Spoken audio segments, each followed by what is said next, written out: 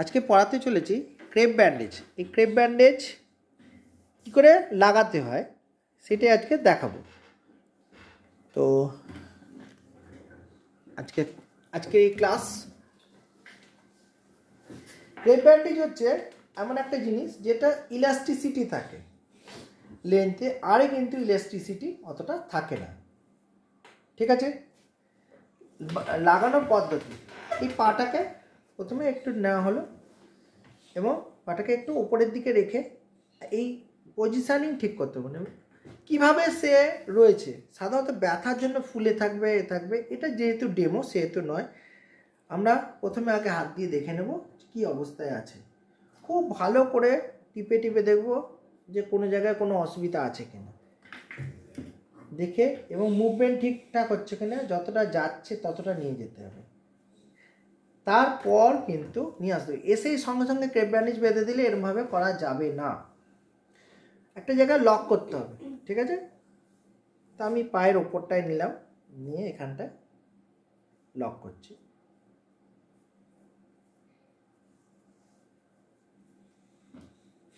একটা রাউন্ড ঘুরিয়ে নিলাম, এবার পাটাকে কিন্তু এবার সোজা করলাম। এই জায়গাটা হচ্ছে আসল। এটা যদি এরকম অবস্থা থাকে তাহলে এরকম অবস্থায় থাকলো, তাহলে পাটাকে আমাকে যতটা সম্ভব ব্যাকে নিয়ে আসা হলো। এই নেওয়া হলো, টান এসে গেল, এবার এই দিক নিয়ে যাওয়া হলো, এই। ঠিক আছে, আবার এটাকে ফিগার 4 দেখো, 4-এর মতন হচ্ছে, বা ইংরাজির 8।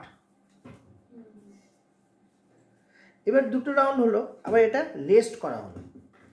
এখানে একটা জিনিস খেয়াল করতে হবে, গোড়ালিটা কিন্তু ফ্রি করা হয়েছে, গোড়ালিটা আর সামনের দিকে এটাকে ফ্রি করা হলো।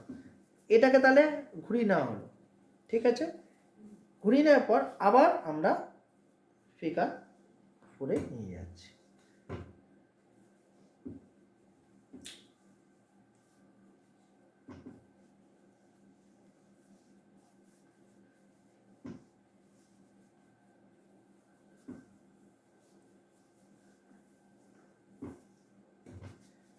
ফাইনাল হলো। এবার আমরা এখানে ঘুরিয়ে নিলাম, ঘুরিয়ে নিয়ে এটাকে ভাঁজ করে নিলাম জাস্ট টাইট করার জন্য।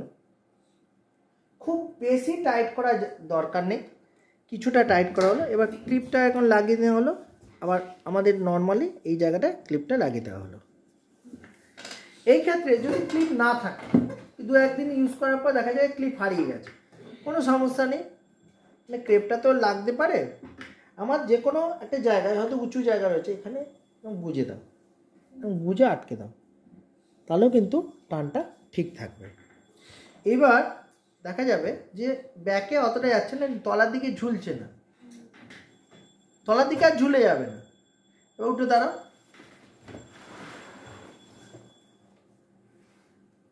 হচ্ছে ফিগার 4। এই বেশিরভাগ ক্রেপ ব্যান্ডেজ এইভাবে ক্রস করে বাঁধতে হয়। খুব বেশি টাইটও হবে না, খুব বেশি লুজও হবে না। প্রতিদিন অবশ্যই ক্রেপ ব্যান্ডেজ খুলে ফেলতে হয়, আবার নতুন করে বাঁধতে হয়।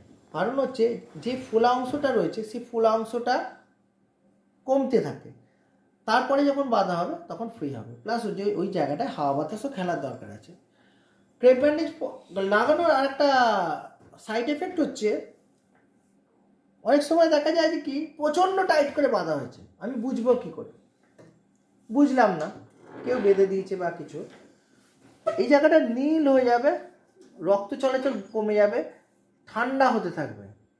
কিছুক্ষণের মধ্যে খেয়াল করবে যে এখানে টেম্পারেচার আর এখানে টেম্পারেচার এক আছে কিনা। যদি এক থাকে তাহলে ঠিক আছে। যদি দেখা যায় না এটা বেশি ঠান্ডা হয়ে যাচ্ছে এবং সে বলছে যে তার কষ্ট হচ্ছে যাচ্ছে, তাহলে আবার খুলতে হবে, আবার লাগাতে হবে। ভুল হতে পারে, লাগানোর হয়তো ভুল হয়েছে, কোনো একটা জায়গায় হয়তো বেশি হচ্ছে, তাহলে শিরা চেপে গেছে, তখন আবার খুলতে হবে, আবার লাগাতে হবে। দ্বিতীয়বার যখন করতে হবে তখন দেখবে আর অতটা হচ্ছে না। ওই জন্য খুব বেশি টাইট করে লাগাতে নেই, খুব আলগা করে লাগালেও হবে না, যতটা প্রয়োজন ততটা।